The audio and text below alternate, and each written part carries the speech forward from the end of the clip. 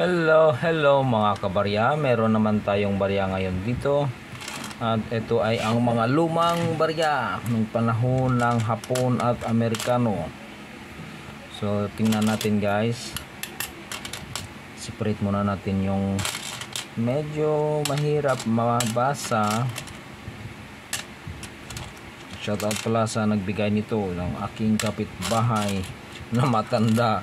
Tinatago-tago niya ito, mga barya niya, ewan ko, hindi naman niya magagamit ito. Akala niya nung panahon pa ng Amerikano. Alam mo na, mga matatanda, matanda na siya guys, 98 years old, mag 100 na yun. So sabi niya, "May barok, meron akong barya, gusto mo papalitan?" Ulyanin. Papalitan mo sa bangko, sabi niya sa akin. Kinuha ko, hindi ko lang sila uli.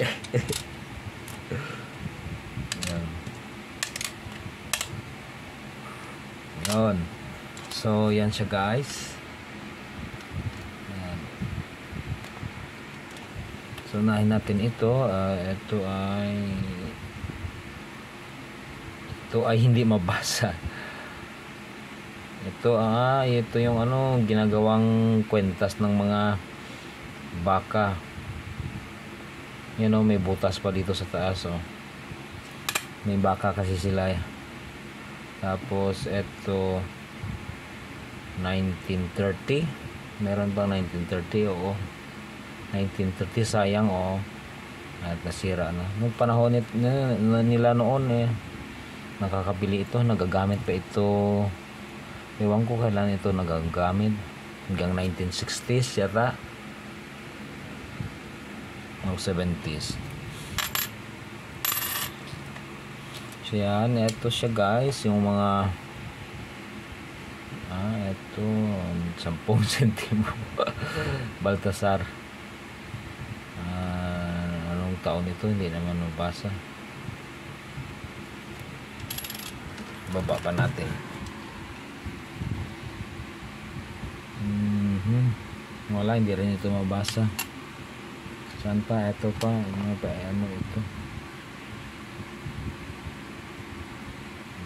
1968, 10 centavos rin ito.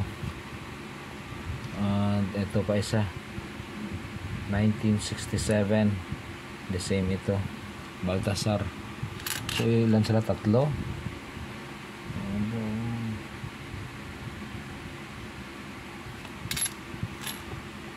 Meron pa isa pala,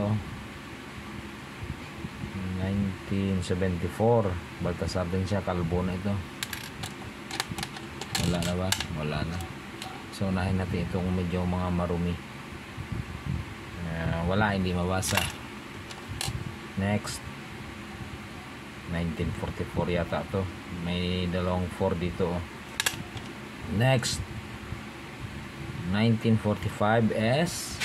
So ito pala guys ay may tatlong issue. 1944 na walang mint mark, which is Philadelphia. 1944S, San Francisco. Tapos 1945S, ito siya. So may halaga ito na 12 pesos sa good, 17 pesos sa very good at fine, 49 pesos sa very fine, 87 pesos sa extra fine, 130 pesos sa EU at uncirculated. Yan siya. So mataas ang value at meron yang 101,116,000 mintage. Wala, hindi mabasa. Pag ganito, ibig sabihin na babad ito sa tubig. Minsan kasi yung mga tao tulad sa may kilala ko, yung fountain nila at saka yung Santos, yung Revolto, may tubig, yan nilalagyan niya ng pampaswerte daw, barya. 1944S yata ito. 1944S merong 14,040,000 na mintage. at may value na 11 pesos sa good at very good, 39 pesos naman sa fine, very fine, extra fine at AU. Yung uncirculated naman ay 220 pesos. Ito yung pinakamahal, 1944S, 220 pesos. Check naman natin ito. Wala, 1944 lang nakita ko doon. Ito 1945S, meron itong 101,116,000 mintage at may halaga na 12 pesos hanggang 130 pesos. 12 pesos hanggang 130 pesos. Okay pa naman siya, maganda pa naman. Ito hindi na ito mabasa.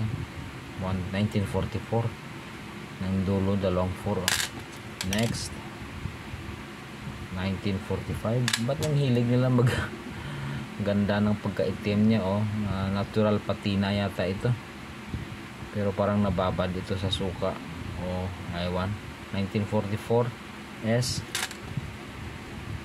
1945S, 12 pesos hanggang 130 pesos. 1944, ito yung pinaka konti lang guys ang ginawa. Ito yung unang release, unang issue. 1944, 21,198,000 ang ginawa. So nung panahon 1940s, konti lang naman ang tao sa Pilipinas, mga around 10-20 million lang ang tao sa Pilipinas yata, kasi siyempre pinatay na ng mga Kastila, Amerikano, so konti lang ang populasyon noon. Kaya pag meron namang mga anak yung mga mag-asawa noon, sobrang dami, abot ng 20 ang anak nila. Alam nyo guys, siyempre wala namang ilaw noon, walang telebisyon. Yung matatanda tulad sa lolo ko, yung tatay ko, ano sila, dami-dami nila, 13 sila magkakapatid. Yung mga pinsan niya 21. So walang magawa ang tao noong panahon ng mga Kastila, lalo ano lang, kandela lang yung ilaw nila noon. At pag patak ng alas 8, wala na, tulog na sila. Tapos yan, magigising naman sila alas 4, ganyan yung mga tao na noon. Magpapainit na ng tubig, iinom ng barakong kape, yun. Wala lang din. Yan, punta na tayo sa mga matitinong barya. Ito ay 1945S. Yan ha, meron na tayo 1945S. Tatlong kasi ito, 1945S, 1944S at 1944.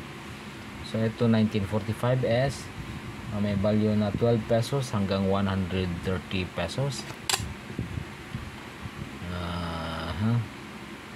1944 na walang S. Ituro ko sa inyo guys kung saan. Hindi ba ito siya, 1944, 8 pesos hanggang 180 pesos ang value. Mataas rin siya guys. Yan, kumpara nyo guys. So ito siya, ito yung S. Yan, ito yung S. Dito walang S. Tapos meron pang isa yan, yung 1944S. Hanap tayo.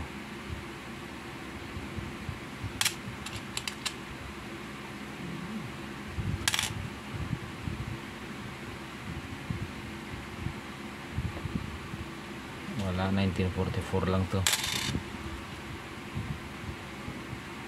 Ito sana pero medyo sira. 1945.